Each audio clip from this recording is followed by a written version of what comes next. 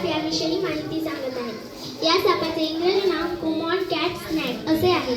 सरासरी लांबी 2 फूट 1 इंच, अधिकमत लांबी 4 फूट 1 इंच। रंग व आकार शरीरावर गडद फिकट तपकिरी नागमोडी, खुणा पोट पिवळ किंवा पांढरे व त्यावर छोटे